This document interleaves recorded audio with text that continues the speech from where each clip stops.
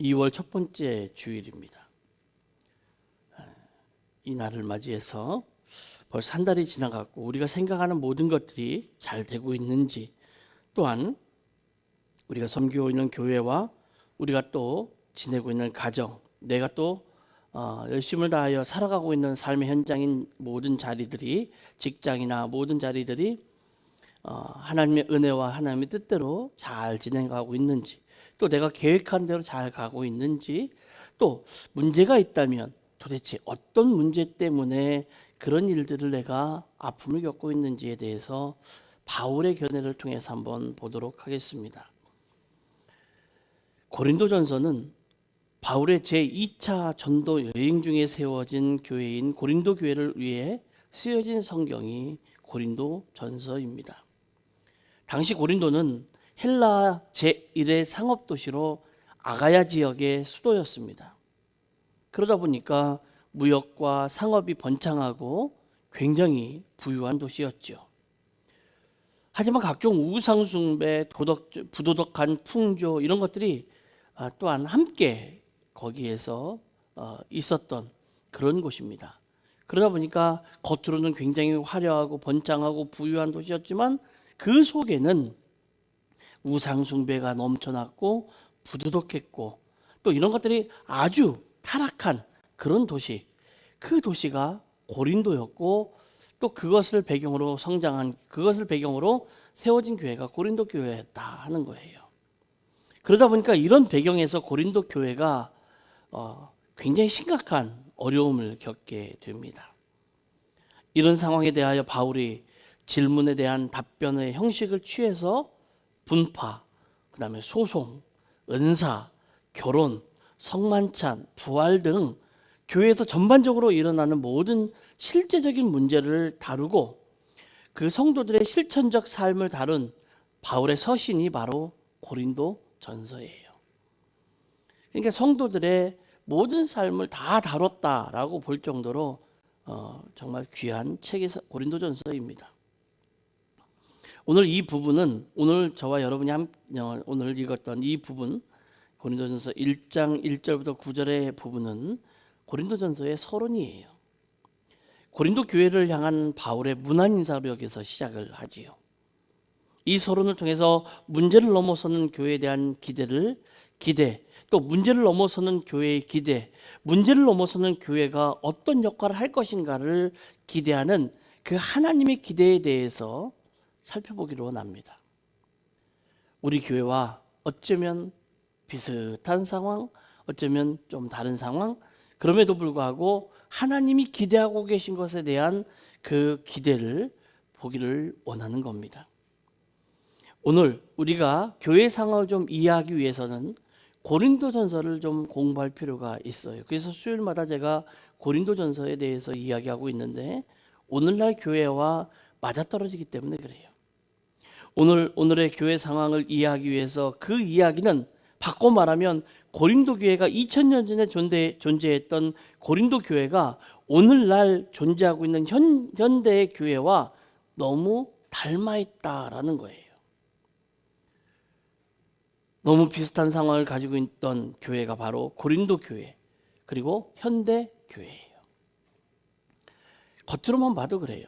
굉장히 많은 풍요로움과 부를 누리고 있어요. 그런데 속으로는 알게 모르게 많은 것이 썩어가고 있다, 부패되어 가고 있다는 거죠. 한마디로 말하면 이 고린도 교회는 아주 세속화의 위기 속에 있었던 교회예요. 잘 들어보세요. 세속화의 위기 속에 있었던 교회. 아주 세속화의 위기를 경험하고 있었던 교회가 바로 고린도 교회예요. 이 고린도 교회의 모습을 통해서 오늘 우리 교회와 교회의 모습과 오늘 교회의 교인들의 상태를 좀 알아보면 어떻겠냐라는 거지요. 그리고 그 상태를 알아보는 것에서 끝나지 말고 그 문제를 극복해서 하나님이 기대하는 곳으로 나아가는 그 방법까지 가면 어떻겠냐라는 거예요. 문제를 극복하는 것이 중요합니다. 여러분, 문제 없는 교회는요, 이 세상에 존재하지 않아요. 문제 없는 교회는 이 세상에 존재하지 않고 문제 없는 성도 이 세상에 존재하지 않아요. 문제가 있어서 문제를 극복하는 것이 중요합니다. 우리도 교회 안에서 있을 수 있는 문제를 어떻게 극복할 수 있느냐, 이게 중요한 거예요. 이 문제 때문에 교회가 무너지느냐, 이 문제 때문에 이것을 극복하고 넘어가느냐, 이것이 중요하다는 얘기예요. 그래서 그것을 극복한 고린도 교회를 통해서 알아보자는 겁니다. 문제를 극복하는 교회가 할 일은 하나님의 기대를 이루는 교회가 되는 거예요.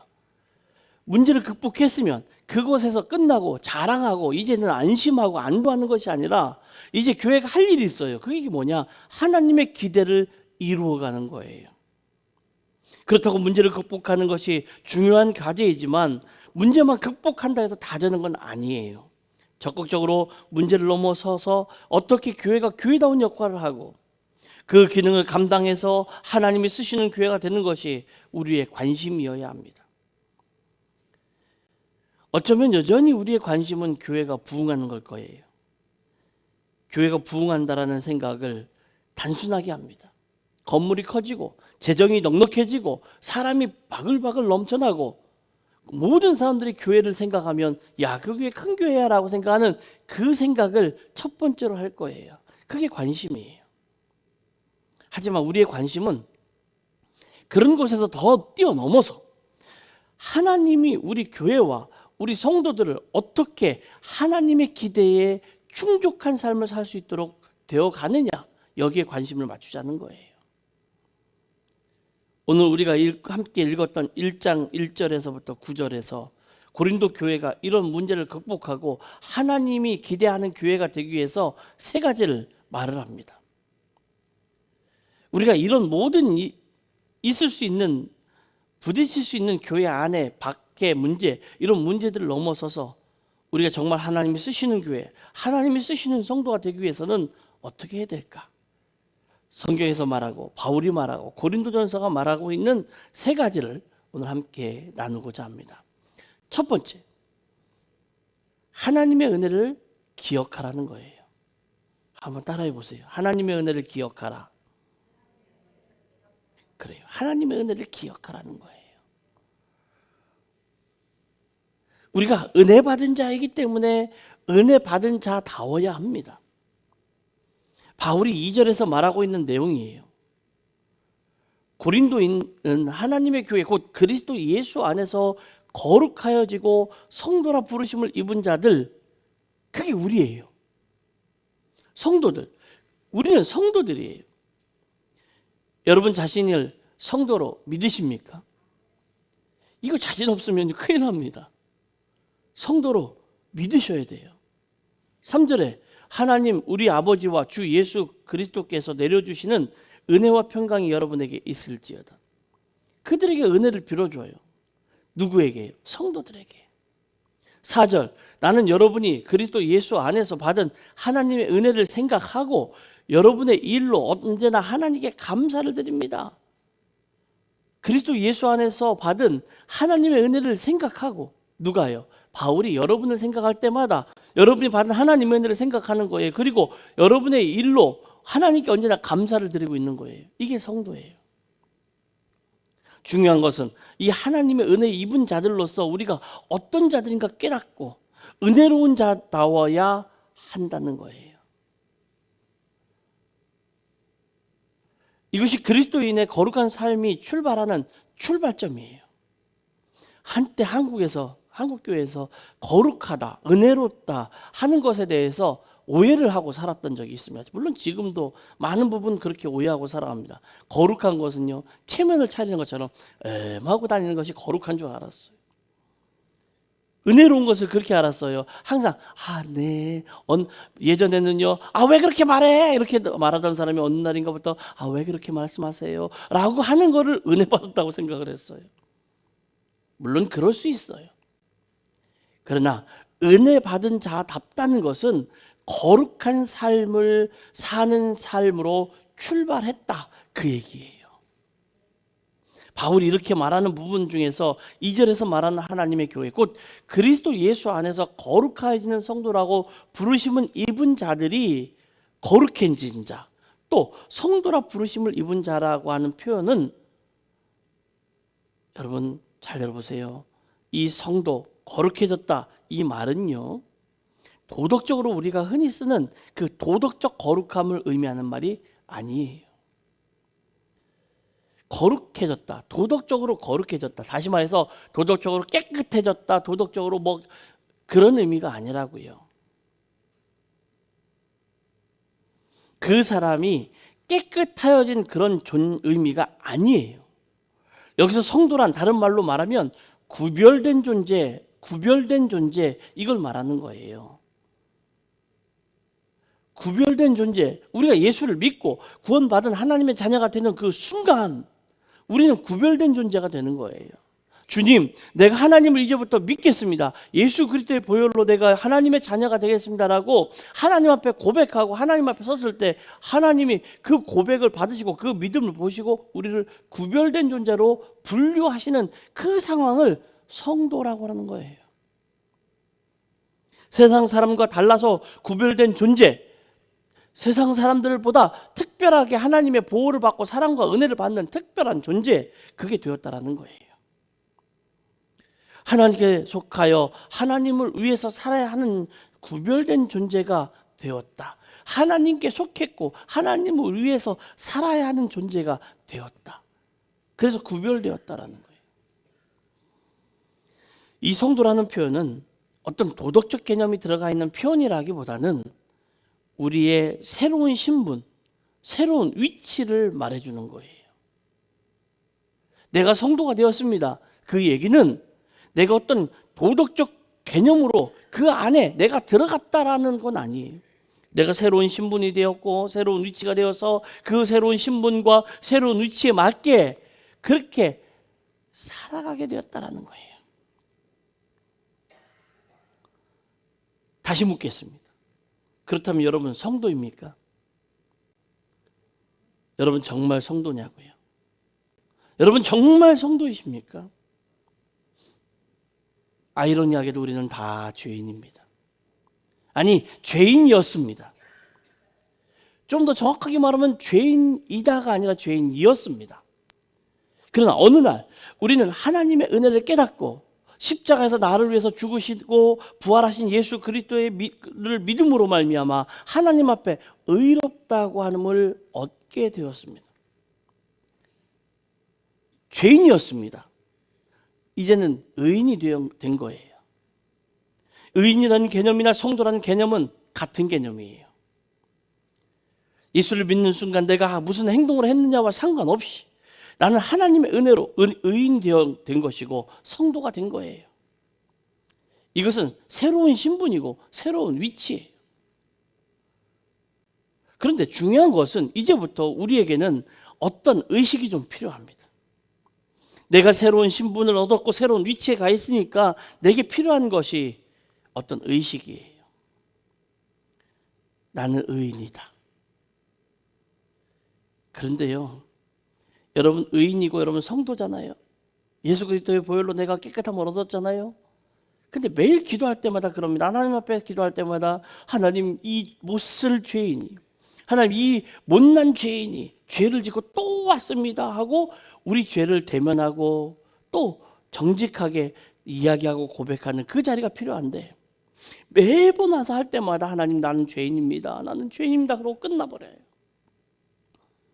여러분 그 죄와 대면해서 정직한 하나님 앞에의 고백이 우리에게는 필요할 뿐이에요. 다시 말합니다. 나는 옛날에는 죄인이었어요. 난 옛날엔 죄인이었어요. 예수님을 믿었습니다. 죄사함을 받았습니다. 하나님의 은혜로 의인이 되었다면 나는 의인입니다. 그럼 의인답게 살아야 한다는 의식이 필요해요. 오해하시면 안 됩니다. 도덕적인 개념에서의 의인이나 도덕적인 개념에서의 거룩함을 얘기하는 게 아니에요. 하나님 앞에서의 의인을 말하는 거예요. 여러분 하나님 앞에서 의로움을 입은 의로운 자가 되고 성도가 되면은요 용서함을 하나님께는 받았어요. 그런데 내가 잘못한 사람에게는 용서함을 받지 못했으면 그들에게 가서 용서함을 구할 수 있는 용기와 믿음이 생겨나기 시작하는 거예요. 그게 성도예요. 나는 저 사람한테 용서 안 받아도 돼. 하나님께 받았으니까 끝난 거야. 이거는 교만한 거예요. 그래서 하나님의 은혜로 살아가는 의인의 삶을 살게 해달라고 기도해야 돼요. 하나님의 은혜로 성도가 되었다는 것을 깨달아야 돼요. 하나님의 은혜로 내 죄를 용서해 주시고 나를 성도 삼아 주시고 주의 자녀 삼아 주신 것을 기억해야 돼요. 그래야만 하나님이 기대하시는 삶을 사는 성도가 진짜로 될 수 있는 거예요. 그래서 하나님의 은혜를 기억하라는 거예요. 나를 성도로 삼아 주시고 그 죄구덩에서 끄집어내셔서 나를 성도라는 자리에 은혜로운 사람으로, 의인의 자리로, 구별된 사람으로 살아갈 수 있도록 해주셨던 그 하나님의 은혜를 기억하라는 거예요. 두 번째, 예수 그리스도의 증거를 견고하게 하라는 거예요. 한번 해보겠습니다. 그리스도의 증거를 견고하게 하라. 아까는 크더니 지금은 작아요. 6절, 이 그리스도에 관한 증언이 여러분 가운데서 이렇게도 튼튼하게 자리 잡았습니다. 복음은 바로 그리스도예요. 복음, 한문으로 쓰면 복된 소리예요. 근데 이 복된 소리가 뭐냐? 그리스도예요. 그리스도에 대한 증거예요. 우리는 복음을 듣고 받아들였습니다. 그래서 그리스도인이 되었습니다. 이제 그리스도인이 된 우리에게 가장 중요한 것은 우리가 받은 복음을 가서 전하는 거예요. 복음이신 그리스도를 증거하는 거예요. 여러분 오해하지 마세요. 내가 복음을 증거한다는 것이 꼭 그들을 교회로 전도해야 된다, 그런 얘기가 아니에요. 오해하면 안 돼요. 내가 받은 그리스도, 내가 알고 있는 그리스도, 나에게 은혜를 베풀어 주신 그리스도, 내가 그리스도 때문에 변한 삶을 가서 이야기해 줘야 된다는 거예요. 삶으로 보여줘야 된다는 거예요. 예수 그리스도를 증거하는 것이 우리에게 가장 큰 책임이 되는 거예요. 그런데 우리가 기억해야 할 것은 그리스도인이 되는 순간 예수 그리스도를 증거할 수 있도록 하나님이 우리에게 능력을 주신다는 것을 믿어야 돼요. 신기하지요? 그전에는 그렇게 예수님 이야기하는 게 부끄러웠고 그렇게 예수님 이야기하는 게 이상했어요.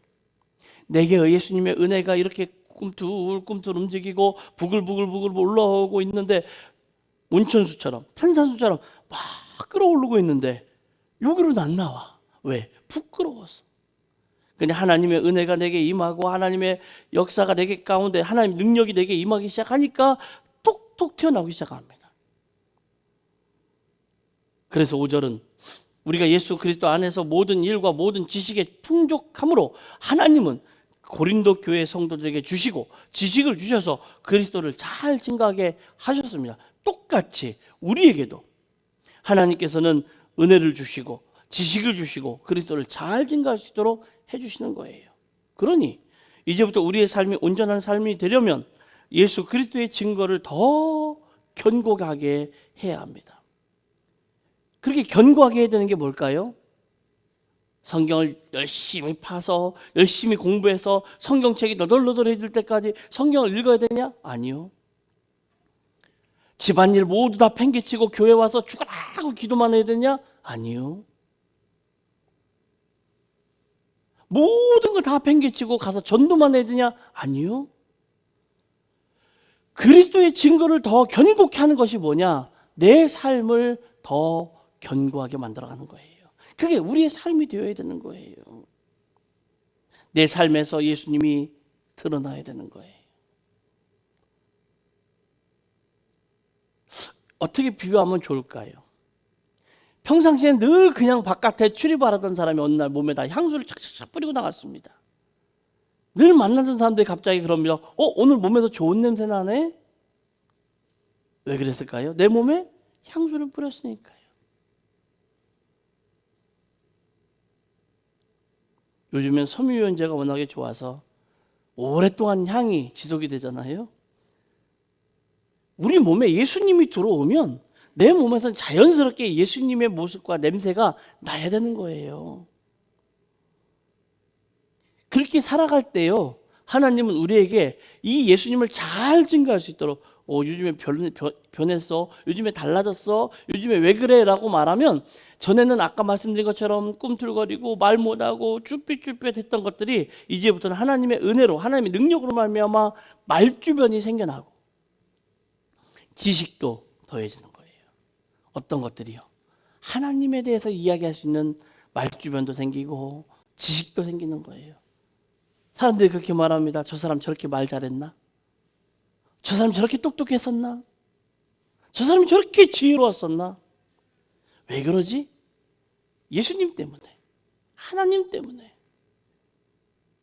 근데요, 이것만 가지고 예수 그리스도에 대한 증거가 견고해지는 건 아니에요.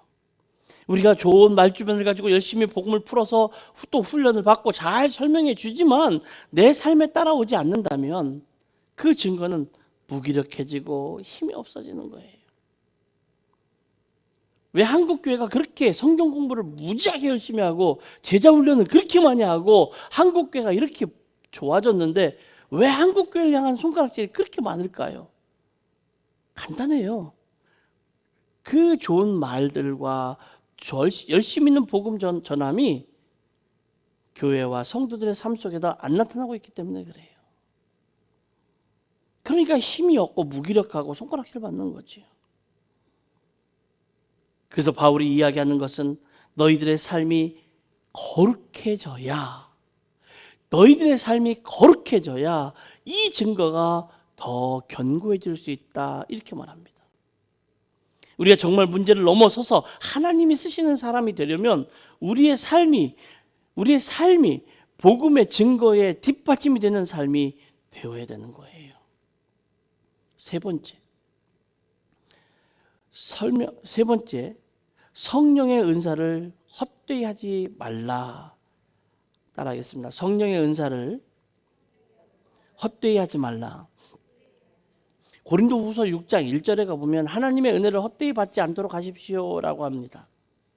여러분, 고린도 교회 성도들은 이미 은혜를 받았어요. 은사도 받았습니다. 그것도 많은 은사를 받았어요. 죄 많은 도시에 있었던 죄 많은 교회이지만 이상하리만큼 고린도 교회 성도들은요, 하나님의 은사와 성령의 많은 은사를 체험했고 거기에 은사가 넘쳐나고 있었던 교회가 고린도 교회예요. 7절, 여러분은 어떤 은사에도 부족함이 없으며 우리 주 예수 그리스도의 나타나심을 기다리고 있습니다 할 정도로 부족함이 없이 여러 가지 풍족한 은사를 가지고 있었던 교회가 고린도 교회예요.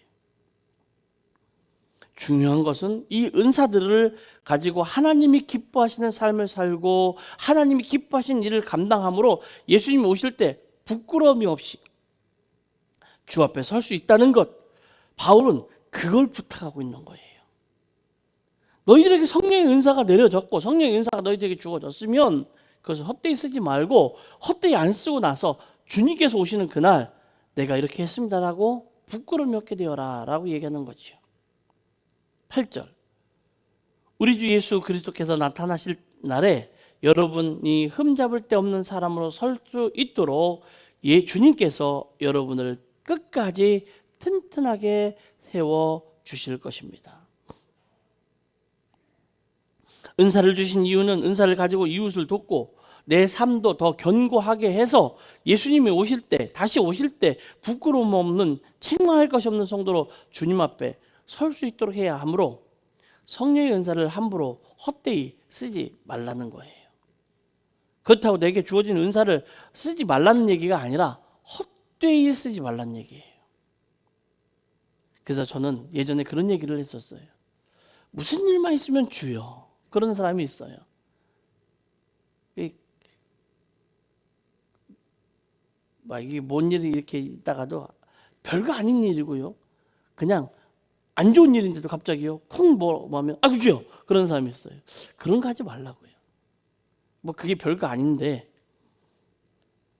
우리의 말 한마디 때문에 하나님의 은혜가, 하나님의 사랑이 없어질 수도 있거든요. 정말 성령의 은사를 받은 자답게 주 앞에 책망할 것이 없는 자로 견고하게 설 수 있어야 한다는 것을 바울이 말해요. 다시 말합니다. 도덕적으로 말하는 게 아니에요. 윤리적으로 말하는 게 아니에요. 하나님의 은혜 안에서, 하나님 앞에서 말하는 거예요. 이것은 교회를 향한 하나님의 기대임을 전달하고 있는 것이에요. 죄 많은 이들이지만 바울은 이 희망적 메시지를 잊지 않습니다. 9절입니다. 하나님은 신실하신 분이십니다. 하나님께서는 여러분을 부르셔서 그 아들 우리 주 예수 그리스도와 친교를 가지게 하여 주셨습니다. 신실하신 하나님, 그 하나님이 너희를 불러서 예수 그리스도와 더불어 교제하게 하시는 이상 주의 은혜로 그리고 주의 권고하심과 더불어 주님의 다루심을 따라서 마침내 고린도 교회 성도들은 문제를 넘어서서 견고한 성도, 온전한 성도로 세워질 것을 바울은 기대하고 있었던 거예요. 그런데요, 정말 고린도후서 7장에서 그 문제를 넘어서고 극복합니다. 고린도 성도들은요, 문제를 극복하고 또 문제를 넘어서 버립니다. 상상할 수 없었던 일들이에요. 그 주변의 모든 상황들을 보면 문제를 넘어설 수 없었고 문제를 극복할 수 없었을 것 같아요. 그런데 고린도 성도들은요, 이 바울의 권면을 받아들입니다. 그리고 극복하고 넘어서 버립니다. 바울의 충고를 잘 받아들였어요. 바울이 설교하고 바울이 흉교하고 바울이 편지로 메시지를 전달할 때 그들이 저항하지 않았어요. 바울 선생님, 그건 잘못됐습니다. 그것은 여기에 맞지 않습니다. 그것은 이 논리에 틀립니다라고 반항하지 않았어요. 저항하지 않았어요. 바울의 권면을 그대로 받아들였어요. 중요한 것입니다. 회개하고 고쳤습니다. 그래서 문제를 넘어섰습니다. 그래서 바울이 그들의 그 행동에 감사해서 너무나도 감사했어. 고린도전서에서 그렇게 그들을 향해서 책망도 하고 그들을 권면도 하고 그들을 다독여 주면서 하나님이 주신 것을 잘 간직하라고 이야기한 것을 잘 지켜 행한 그들에게 너무도 감사해서 쓴 편지가 고린도후서예요. 마침내 이 충고를 받아들이시고 성령의 지적을 받아들이고 그들이 고치고 회개하여 마침내 문제를 넘어설 수 있었던 교회. 그래서 문제가 많은 성도였지만 여전히 우리에게는 희망이 있습니다. 고린도 교회가 이토록 많은 문제를 넘어설 수 있다면 우리도 우리 가운데 있는 문제들을 극복하고 마침내 하나님이 쓰실 수 있는 교회 그리고 성도가 될 것을 기대하고 살아가야 되는 것입니다. 여러분 잊지 마십시오. 하나님은 언제나 우리에게 수없이 많은 기대를 하고 계시고 우리에게 기대하시기 때문에 우리를 죄 가운데서 불러서 의로운 자라고 불러주시고 죄 가운데서 불러서 성도라고 구별시켜 주셔서 이 땅에 하나님의 은혜를 간직하고 하나님이 주시는 모든 것들을 하나님이 주신 것을 가지고 이 땅의 삶을 살아가면서 많은 문제를 뛰어넘어갈 수 있는 믿음과 용기와 능력을 주신다는 사실, 그 사실을 잊지 마시고 우리 교회 이래, 나의 삶은 왜 이래, 난 하나님을 믿지 못하겠어, 나에게는 하나님이 없는 것 같아라고 말하는 그 어리석음을 다 훌버리시는 거룩하고 복된 성도가 되시기를 예수님의 이름으로 축원합니다.